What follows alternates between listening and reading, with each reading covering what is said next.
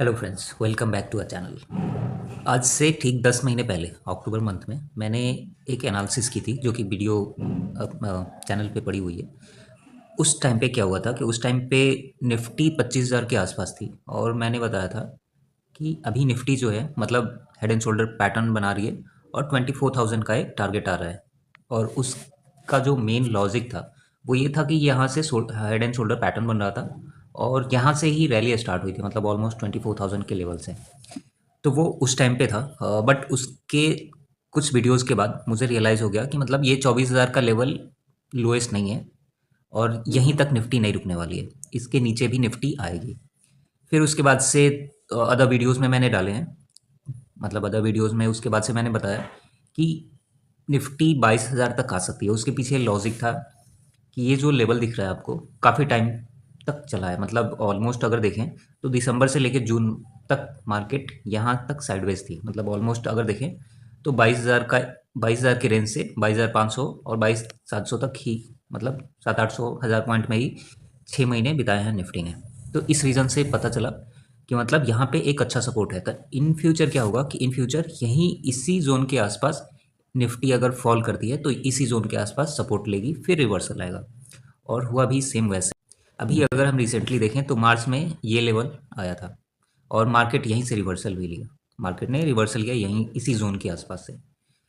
उसके बाद से फिर हमने बताया था कि आने वाले टाइम में हो सकता है कि एक बार फिर से मार्केट ऊपर जाए, 25,600 गया। फिर हमने अभी कुछ दिन पहले बताया था कि मार्केट जो है लग रहा है कि एक बार फिर से 23,800 या 24,000 के आसपास आएगा। ये तो हो गई पास्ट की बातें, मतलब पास्ट के एनालिसिस हो गई। अभी हम क्या कर सकते हैं, अभी निफ्टी कैसा दिख रहा है, इस पे थोड़ी सी बात करते हैं। तो निफ्टी के एनालिसिस से पहले हम इसके जो मेजर वेटेड स्टॉक्स हैं उन पे थोड़ा सा फोकस करते हैं कि वो कहाँ पे दिख रहे हैं, लाइक रिलायंस और एचडीएफसी। फिर हम निफ्टी पे बात करते हैं। तो रिलायंस की बात करें तो रिलायंस जो है अभी इस टाइम पे अगर मंथली कैंडल पे देखें तो ये इसका सपोर्ट था। फिर यहाँ पे इस ट्रेंड लाइन पे यहाँ पे सपोर्ट लिया था। अगर हम ऊपर की साइड में देखें तो यहाँ पे रिजेक्शन था, यहाँ पे रिजेक्शन था, यहाँ पे रिजेक्शन था और यहाँ पे भी रिजेक्शन आया है। तो इस ट्रेंड लाइन के हिसाब से रिलायंस जो है वो एक बार फिर से इस जोन के आसपास आ सकता है। अब ये आएगा या नहीं आएगा, क्योंकि अगर हम यहाँ से देखें तो मतलब ये फर्स्ट टाइम यहाँ पे टच किया था इसने, बाकी इसके ऊपर ऊपर रहा। फिर सेकेंड टाइम यहाँ पे थोड़ा सा नीचे आया, फिर थर्ड टाइम अभी यहाँ पे है। तो ऐसा नहीं है कि यहाँ पे मतलब इस ट्रेंड लाइन पे टच करके फिर गया है, मतलब यहाँ पे आया था बट उसके बाद भी बहुत टाइम नीचे गया, फिर यहाँ से रिवर्सल आया, फिर यहाँ से भी रिवर्सल आया। तो ज़रूरी नहीं है कि यहाँ पे आए। अगर यहाँ से रिवर्सल आता है तो फिर एक बार फिर से ये जो ट्रेंड लाइन है, ठीक है, तो ये जो ट्रेंड लाइन है इसको टच करेगा। मतलब यहाँ पे इस ट्रेंड लाइन के आसपास, ये जो ट्रेंड लाइन चल रही है इसी के आसपास एक बार जाएगा। मतलब ऑलमोस्ट अगर देखें तो 1700-1800 तक दिख रहा है रिलायंस आने वाले टाइम में। अब ये कितने टाइम में होगा ये कहना थोड़ा सा मुश्किल है, क्योंकि अभी ट्रेंड किस साइड जाएगा। मतलब ये मंथ क्या है कि ये मंथ डिसाइसिव है। अगर इस मंथ की क्लोजिंग 1300 के आसपास होती है और नेक्स्ट मंथ जो होता है वो एक बुलिश कैंडल बनता है, तब फिर चांसेस रहेंगे कि एक रिवर्सल हो जाए, या फिर अगर ये डोजी या इनसाइड कैंडल बन गया तब नेक्स्ट मंथ की जो कैंडल होगी वो डिसाइसिव होगी कि उस वो फिर डिसाइड करेगी कि मार्केट, मतलब रिलायंस जो है किस ट्रेंड में जा सकता है। अगर यहाँ से रिवर्सल आता है टू बी ऑनेस्ट, तब हम देख सकते हैं कि मतलब आने वाले टाइम में 3-4 महीने, 5 महीने या फिर 6 महीने में रिलायंस जो है 1800 तक पहुंच जाएगा, 1750-1800 तक पहुंच जाएगा। और अगर नीचे आता है सपोज यहाँ पे नेक्स्ट कैंडल, मतलब इस मंथ की कैंडल प्लस नेक्स्ट मंथ की कैंडल रेड बनती है और 1200 का जो लेवल है अभी नियरेस्ट जो लो था वो लेवल भी ब्रेक होता है, तो फिर अपना नीचे की साइड में जो टारगेट रहेगा वो रहेगा अपना 1200 का।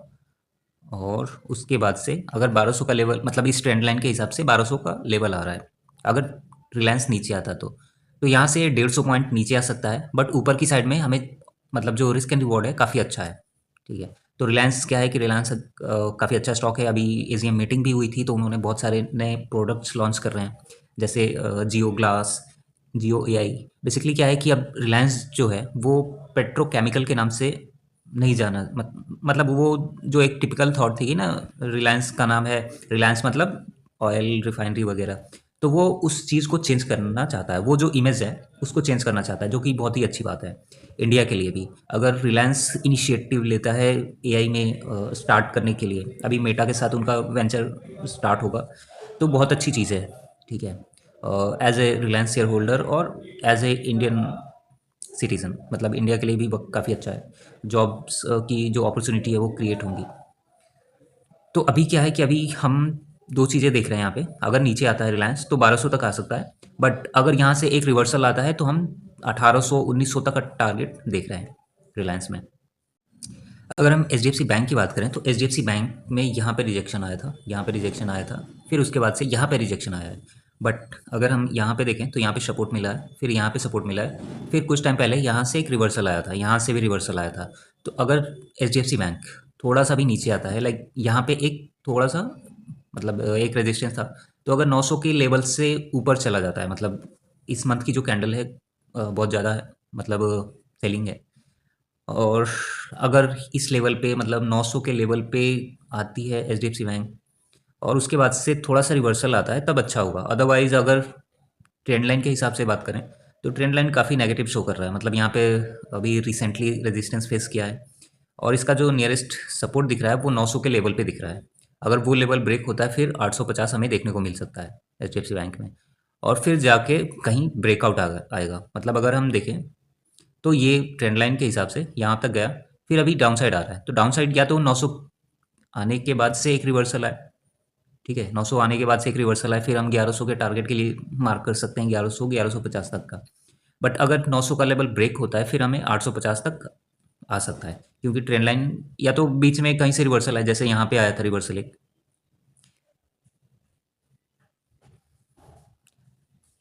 या तो यहाँ से जैसे एक बीच में रिवर्सल आया था वैसे आ जाए, या फिर ये ट्रेंड लाइन को एक बार टच करे फिर यहाँ से रिवर्सल आए। तो दो चीज़ें हो सकती हैं। अब देखना होगा कि पहले क्या होता है। अगर रिवर्सल आ जाता है तब तो बहुत अच्छी बात होगी। और एच बैंक थोड़ा नेगेटिव दिख रहा है और मंथली कैंडल पे, और दिख रहा है कि मतलब 900 तक आ सकता है। अब देखने वाली बात होगी कि रिवर्सल इसका कहाँ पे आता है, 900 पे आता है या फिर उसके पहले आ जाता है। अगर 900 तक आता है तो उस केस में क्या होगा कि निफ्टी बहुत ज़्यादा नीचे आ जाएगी। अब देखने वाली बात होगी कि ये रिवर्सल कहाँ से लेता है और उसका जो टारगेट होगा, हम इसका डाउन साइड टारगेट देख रहे हैं 900 का, 900 से 850 का सपोर्ट, और एक टारगेट है 1100 और 1150 का एच बैंक में। तो अभी बात करते हैं हम निफ्टी की बात करें तो निफ्टी ऑलमोस्ट अपना जो सपोर्ट था उसको ब्रेक कर चुका है। मतलब ये लेवल जो था वो सपोर्ट की तरह काम कर रहा था 24,500 का, वो लेवल ब्रेक हो चुका है। अभी अभी इसका जो नेक्स्ट सपोर्ट बन के आता है वो आता है अपना ये लेवल, मतलब ऑलमोस्ट 24,000 का। ठीक है, 24,000 का जो लेवल है वो सपोर्ट की तरह दिख रहा है। अभी बेसिकली क्या है कि 24,000 से 24,500 का जो रेंज है उसने काफ़ी अच्छा टाइम स्पेंड किया है। मतलब इस जोन से लेके फिर यहाँ पे थोड़ा बहुत टाइम स्पेंड किया है, फिर लास्ट टाइम भी यहीं आसपास से रिवर्सल आया था, तो 24,340 का जो लेवल था। तो बेसिकली देखना ये होगा कि 24,340 का जो लास्ट एक रिवर्सल पॉइंट था वहाँ से वो रिवर्स होता है या नहीं होता है। ऑल्दो एक अच्छा कैंडल बना है, बट देखने वाली बात होगी कि आई मीन निफ्टी यहाँ से रिवर्सल लेता है या नहीं लेता है। क्योंकि अभी क्या है कि अभी बहुत सारी चीज़ें पॉजिटिव भी हैं, नेगेटिव भी हैं। नेगेटिव की बात करें तो जो डॉलर है, इंडियन रुपीज़ है, वो लगातार फॉल करते जा रहा है, ऑलमोस्ट 88 पे चला गया है। और पॉजिटिव की बात करें तो जो इंडिया का जीडीपी ग्रोथ है वो 7.8, जो एस्टिमेटेड था 6.8 के आसपास, तो उसको आउट परफॉर्म किया है। तो देखने वाली बात होगी कि क्या हो सकता है। वैसे टेक्निकल की पे बात करें तो अभी 24,000 और 24,000 अगर लेवल ब्रेक होता है फिर 23,880 और फिर 23,750 का लेवल दिख रहा है। और अभी एक चीज़ ये है कि अभी जहाँ से निफ्टी फॉल करना स्टार्ट हुआ था, ये जो लेवल था, तो यहाँ से अगर हम देखें तो जो हायर हाई था इसका, मतलब पहले 25,300 25,250 25,300 के आसपास था, फिर अभी रिसेंटली जो हाई लगा था 180 190 के आसपास लगा था। तो अभी देखें तो ये हायर हाई जब तक ब्रेक नहीं होगा तब तक कोई कंक्लूसिव बाइंग नहीं आएगी, क्योंकि रिटेलर जो है या फिर जो बायर्स हैं वो थोड़ा-सा मतलब डरेंगे, क्योंकि अभी क्या है कि अभी हायर हाई ब्रेक नहीं हो रहा है, लोअर लो फॉर्म होते जा रहा है। तो अगर यहाँ पे क्या है ना कि यहाँ पे रिवॉर्ड बहुत कम है और रिस्क बहुत ज़्यादा है, ठीक है? तो इस केस में क्या होता है कि कोई भी रिस्क एंड रिवॉर्ड पे जब प्ले करता है तो वो देखता है कि मेरे पास रिवॉर्ड क्या है। हाँ, यहाँ पे शॉर्ट करने के लिए बंदा जाएगा, जब भी मार्केट ऊपर जाएगी 25,000 के आसपास जाती है तो वो शॉर्ट करने के लिए जाएगा, क्योंकि उसके पास क्या है कि उसके पास जो रिस्क है वो बहुत ही कम है। 25-500 25-600 का एक रिस्क है, मतलब 500-600 पॉइंट का। बट यहाँ से जो रिवॉर्ड है वो बहुत ज़्यादा है, मतलब ऑलमोस्ट अगर 24,000 भी आता है तो उसका 1:1 1:2 आ जाएगा। बट अगर उसके नीचे आता है तब उसका बहुत अच्छा रिवॉर्ड बनेगा। तो यही रीज़न है कि अभी मार्केट जो है सेलिंग साइड ज़्यादा दिख रहा है, बाइंग साइड कम दिख रहा है। बाइंग साइड तब दिखेगा जब यहाँ से एक रिवर्सल या फिर वी पैटर्न, यू पैटर्न कुछ उस टाइप का कैंडल बनना स्टार्ट हो। जैसे 2-3 दिन यहाँ पे टाइम स्पेंड किया तो उससे लगेगा ना कि हाँ यहाँ पे एक सपोर्ट बन गया है, क्योंकि लास्ट टाइम यहाँ से रिवर्सल आया था, यहाँ से भी रिवर्सल आया था। तो एक होगा कि हाँ भाई यहाँ पे थोड़ा बहुत टाइम स्पेंड करे निफ्टी, और फिर यहाँ से रिवर्सल आएगा तब लगेगा कि हाँ यहाँ पे बाइंग है। तब क्या होगा कि जब बायर्स जो बाई करने जाएगा उसके पास थोड़ा सा एक एज रहेगा रिस्क एंड रिवॉर्ड का, कि हाँ भाई यहाँ पे सपोर्ट था 24,340 का, 24,300 या फिर 24,000 का एक स्टॉप लॉस रख के अभी इसका जो नियरेस्ट है उसका उसको टारगेट रख के वो चल सकता है। तो उसका क्या होगा कि 24,000 या फिर 24,300 का एक स्टॉप लॉस रहेगा और टारगेट रहेगा 25,200 के आसपास।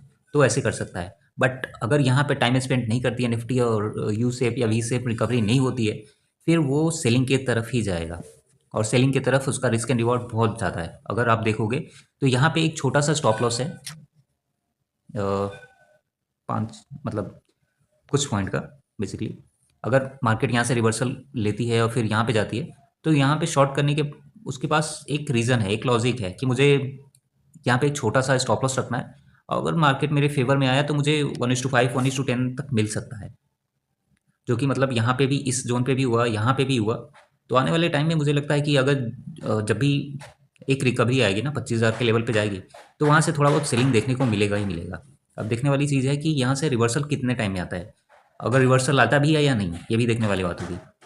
अगर 24,340 मार्केट जाता है या फिर उसके नीचे जाता है तब हमें एक शार्प सेलिंग देखने को मिलेगा, क्योंकि पिछले 3-4 महीने से देखें, ऑलमोस्ट 3 महीने से, मई से ही, तो मई से मार्केट इस जोन में फंसा हुआ है। ठीक है, ऊपर 25,600 और नीचे 24,300। तो अगर इस 24,300 लेवल ब्रेक हो जाता है फिर जो नया लो बनेगा वो बनेगा ऑलमोस्ट 22,500 और फिर 22,000 का लेवल, 22,500 से 22,000 का जो लेवल है वो इस साइड बन जाएगा।